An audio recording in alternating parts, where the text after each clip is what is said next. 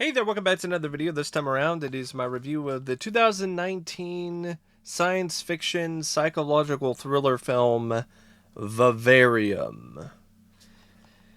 Now, this is a film that, when I saw the trailer for it, I thought it looked like it had some promise, and I was honestly looking forward to watching this until I actually sat down and watched the movie. Because this is just another pretentious, drab, dull movie that has some potential, has a smattering of good ideas, but none of it is executed as well as it should be, and it just turns into another forgettable misfire in the end. Now, before I get around to sharing more of my thoughts on the film, though, I would like to give a special shout out to Phil for requesting another review. Vivarium is directed by a filmmaker called Lorcan Finnegan.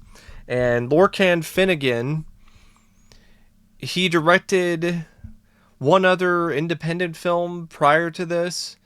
And his direction to me was the epitome of mid.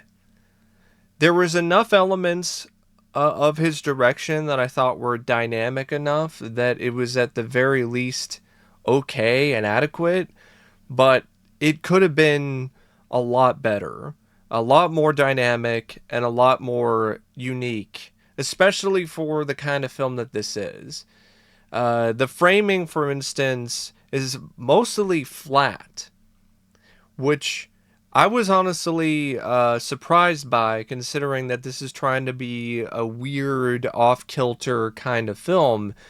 I was expecting the shots to be framed in a similar kind of way, and other than like a handful of scenes, most of it is framed like a typical indie drama and not like a sci-fi psychological thriller or a mix of different genres. And not only that, the camera work isn't really as inventive or as wild or creative as something like this with the plot that it has might suggest. There's some moments, especially early on, when it's still trying to establish the setting and the bizarre location that the characters are trapped in. But once you get past that point, just a lot of stock, stodgy looking scenes that are shot with the same camera angle inside of the same house. And it's honestly pretty boring visually. So yeah, this is a film that in a lot of ways to me is disappointing, and one of the ways that it's disappointing is definitely its direction. But it's not bad from that standpoint. It's just not particularly great either. Now, the film is written by Garrett Shanley, and it's based on a story by Garrett and Lorcan. And this is a screenplay that honestly feels like something that should have been a segment in a anthology film or in an episode of Black Mirror, but it's extended to a feature length with a ton of padding and not nearly as much cohesion when it comes to the overall story and its themes. It's like the kind of story that has themes and subtext that it throws out there about suburban life and life in general and parenthood and so on and so forth. But it doesn't really say anything that new or unique about it. And not only that, it doesn't really provide the most compelling story and narrative around it. So it just feels like it's got ideas, but there's just nothing that's really connecting them together in a firm way. It's like they decided to build a house and they had the plans for it, but they didn't follow them, and instead they just decided to do their own thing and built an incredibly weak foundation that just eventually fell apart before they were able to actually build a sturdy house. It's definitely the kind of thing that represents Vivarium to me. Like it's one of those stories and screenplays that's just weak, and it seems to think that, oh well, because I have social commentary and I'm oddball and I have an ending that leaves things up to interpretation, that this is actually a clever story and screenplay, but it's not. And not only that, it's very lazy when it comes to a lot of, in my opinion, pretty important elements of a screenplay and a story. But the concept of it is actually interesting, and I think it actually does a good job sucking you in for the first 10 to 15 minutes. Because it starts out with this footage of a cuckoo hatching from its nest, which is something that's a bit of foreshadowing for what is going to come next. And the story introduces the two leads, Gemma and her boyfriend Tom. Gemma is a school teacher. Tom's a landscaper who also it happens to be working at the school at the same time. And they wind up burying the hatchling, and then after that they decide to go visit a housing development called Yonder, and they go to the office and they meet the guy behind the counter, and right from that moment things just seem very off, to the point where if it were me, I would have just walked right out the fucking door. I would have been like, the vibes are way off here. This is creepy. This guy acts like he's an alien. I don't want to be here. I would have been out. But the two leads, they ignore how weird and how clearly bizarre things are, and decide to follow him to Yonder and to do one of those house showing things, where they wind up getting shown a house, and because of the fact that, they only make a certain amount of money and they would like a home, they wind up basically falling for the trap. And they get trapped in this home and inside this housing development called Yonder. And at first, they try to escape, but they just drive around in circles. And then they decide to jump each fence that they come across. So they decide to just go through the entire development as quickly as they can before the sun goes down. But then they wind up in the same home where they started from. After they see a light on in one of the homes, and they decide to go in and check it out, and they just wind up in the same place. And that's when they decide, okay, we're trapped here. Let's make the best of it that we can. And they eat the gifts that were provided to them. And then they start getting these packages that are dropped off in front of the house. And at first the packages have food, and then the packages eventually wind up having other things. And one of the things that gets delivered to them is a baby.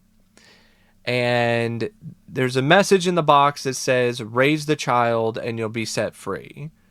So this is the parenting, the parenthood commentary and subtext with this screenplay. It's very surface level, by the way, when it comes to the whole parenting thing. But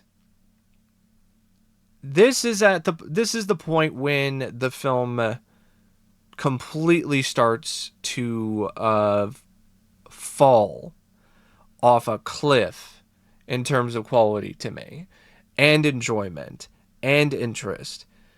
Because prior to this moment, there were problems. There were definitely issues because this couple just believed this weird space alien realtor way too easily.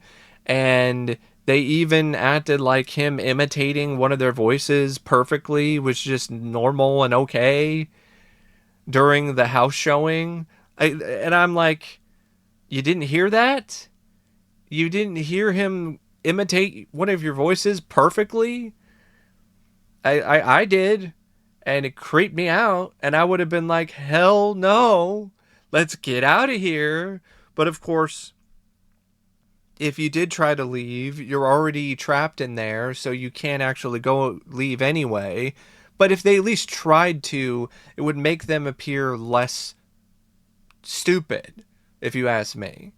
Because they just went for it. They were way too gullible to the point where it honestly came across more like lazy writing than anything else. And there's a lot of that in this screenplay. A lot of lazy writing. Oh, they're just going to go for it hook, line, and sinker without any questions, even though it's absolutely evident that this is not normal. And then when they eventually do try to do something, it's ultimately way too late.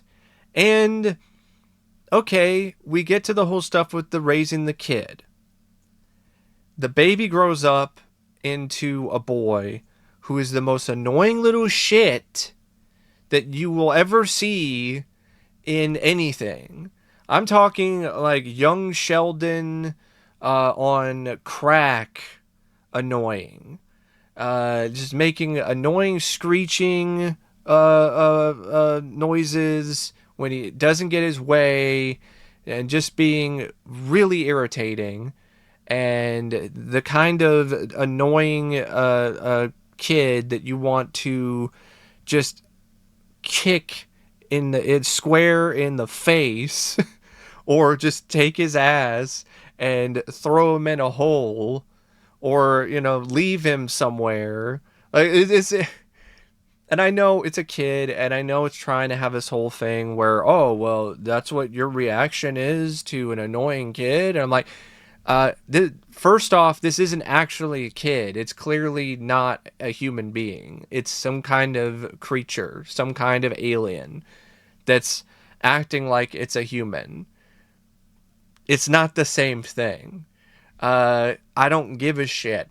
I don't care. I will punch that kid square in the face, kick him right in his little balls, and do whatever is necessary to get this kid out of my fucking face. Because he's not a kid. He is literally a space alien. But that's not the reaction that these two have. They just they go along with it until they realize that there's really not much else they can do. And you have a lot of stuff with Gemma and her trying to actually be a mother to the kid. And that is something that's very hit and miss. Tom just ignores the kid or gets pissed at him, but the farthest he ever goes is takes the kid and locks him in the car, and that's it. And while they're dealing with this annoying kid, they get some extra sort of stuff that you think will lead to something. Like they get a book with a strange alien language, and the kid watches the TV that has all these weird symbols and messages on it. And you're thinking it's going to actually contribute or lead to something, but it doesn't. There is admittedly a pretty creepy scene with Gemma and the kid, the boy, where she starts getting him to mimic more voices, and she's picking up on the fact that the boy has gone missing for a certain amount of time, and so she wants to figure out what the boy was doing and who he was talking to. So she gets the boy to mimic who he was talking to previously, and his throat bulges out, and these bubbles form, and it's almost like a bullfrog, and he makes this really disturbing noise out of his mouth or right out of his throat. And it was a pretty creepy, disturbing, weird scene. I will give the film that. It doesn't save the story because for every moment like that, you have what seems like a unbelievable amount of runtime dedicated to Tom just digging a hole in the front yard. And it's a hole to nowhere. The hole literally is pointless. And I know that's probably the point, because people will say, well, that's the point because he's distracting himself from the reality and he's digging a hole. And by digging the hole, he's just digging himself deeper. And there's no escape. And that's just the way it is. And, and I'm like, okay, all right. I understand all of that. But it's boring. It's not interesting to watch a guy dig a hole that leads to nowhere for a good chunk of the story. And eventually he just dies, I guess, of exhaustion. I don't know. It's not really explained why he dies, but he dies eventually. Gemma is the only one that is left alive. And now the boy is grown up. And the boy is now stronger and is more forceful, of course, like a cuckoo. And Gemma tries to stand up for herself, but she's too weak. But the boy winds up lifting up the sidewalk and goes underneath it. And he leaves it up for long enough for Gemma to go underneath the sidewalk. And she goes underneath the sidewalk, and then she winds up going into all these different homes or different visions or memories that people in yonder are having of these homes with different colors and different things happening. And she's falling through the floor like it's made out of wax. And she's seeing all these different residents killing themselves or doing these different things in order to try to get out of being trapped here. And you're thinking, okay, this is going to lead to actually something interesting. It's a cool visual. It's trippy. It's weird. Something is finally happening. And then she just winds up back in the same house. And then eventually she gets too weak to live. And then the older boy packs her up in the same like Ziploc bag that she saw her boyfriend put into the hole that her boyfriend was digging earlier. And she cusses him out, but it's to no avail because he just zips her up and she dies, and he tosses her into the hole and buries it. And then the older boy winds up going to the Yonder dealership and meets the same guy who brought them to Yonder in the first place, who's now old and I guess is dying. And he takes over for this guy, puts him in the Ziploc bag, folds him up, puts him up into a dresser drawer, a magic drawer, and then takes his place. And another unsuspecting couple comes in, and I guess is going to start the cycle again. And I'm like, what the fuck was the point of any of this? I understand that it's trying to have some themes about parenting and about suburbia and about life in general. How life is very bland and one note, and you get born, you're raised by your parents, you go get a job, and it sucks, and then you die, and then somebody else takes your place. I get it. If I want that kind of storytelling or that kind of experience, I could just experience that pretty much every day when I go to my retail job in the morning. Like I don't need a movie to do that for me. Also, This is the kind of story that never explains anything. And it seems to think that, okay, because it's not explaining things, because everything is so vague, it's clever and it's interesting. And it's quite the opposite. Because of the fact that it never explains the motivations of these creatures, these aliens, it doesn't explain how Yonder works, it doesn't explain why they are doing what they are doing beyond just mimicking people so they can keep the cycle going. It just feels like it's pointless. It really does. And if that really was the point, that it's all about them mimicking humans, it's done very badly, because you don't buy that they're actually mimicking humans effectively, because they all act completely weird, as if they are space aliens. They don't act like normal people. So if the point was for them to learn how to mimic humans properly, the screenplay failed in getting that across.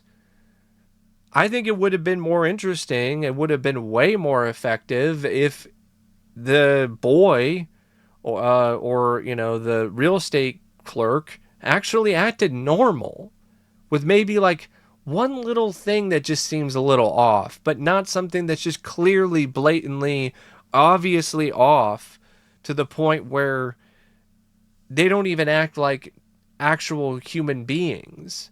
They just act like space aliens who are wearing human skins. It's like that, that those bits in Men in Black, when the bugs were, taking over the human bodies and they were trying to act like humans.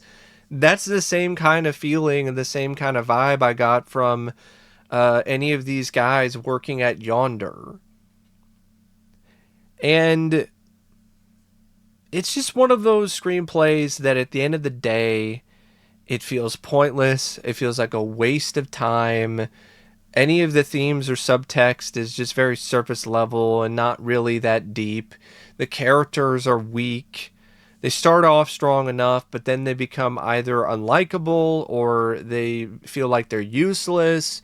And then even if you did get into Tom and Gemma, or you cared about them, they both die in the end anyway. So it's not like you really get a good payoff for their characters or their arcs in the first place. It's not as trippy and weird and interesting or oddball as it could be, or as high concept as it could be, with the whole idea of Yonder and people being trapped in this suburban hell that's just repetitive and is constantly in a loop, whether it's aesthetics or whether it's the direction that they are going in. And the whole stuff with the boy is just insufferable and makes the film painful to watch. And then there's not enough that breaks up those moments to make the film fascinating, scary, or really that worthwhile. And then by the end of it, it just completely shits the bed with a really shitty twist ending that just is not only predictable, but also just makes the entirety of the story feel even more pointless than it already was. Now, the cast is not that bad. I mean, Imogen Poots, I actually think, does a pretty solid job as Gemma, despite the fact that her character is ultimately kind of thankless and doesn't have the most to do other than just try to be a mom and then eventually fail or realize that this isn't a real kid until it's too late. Jesse Eisenberg, he's, I think, a little bit lesser in terms of his performance than Imogen Poots, but it's still decent enough performance-wise. But I will have to admit, he's just basically playing the same kind of character he plays in everything. And he is kind of definitely a little bland at points, but the performance is still fine. Uh, the actors who play the different ages of the boy, Shannon Jennings as the young boy. I mean, he was supposed to be irritating, so I guess he pulled that off well. Uh, Éanna Hardwicke, who played the older boy, though. I mean, there's really not a lot to say about the guy, except he did an effective job being weird and kind of off-putting, but not really the most intimidating. Uh, and the rest of the cast, there's not a lot to say because they're not really in it a lot. Like Jonathan Aris, who plays Martin, and Daniel Ryan, who plays a school mom. And then you have some other aspects of it that are also pretty decent, not too bad. The cinematography by McGregor, the editing by Tony Crownston. The music by Christian Edenies Anderson is just very average. It's not really the kind of music that's that memorable, but it does create an effective overall added atmosphere for the film. And speaking of atmosphere, I think the film does a good job creating a certain atmosphere, a certain vibe with the production design and the art direction and the visual effects when it comes to the look of Yonder. But it doesn't necessarily ultimately save the film, though, despite the fact that it does do a good job making everything look the same aesthetically. But yeah, it's just one of those movies where if this was just a short, if this was a part of an anthology, even as is, I think it would be more tolerable. But it would still have its issues. But as a feature film, it's more disappointing and lackluster than it is anything else. But anyway, thank you for watching my review of Vivarium. And as always, I'll see you later. See ya.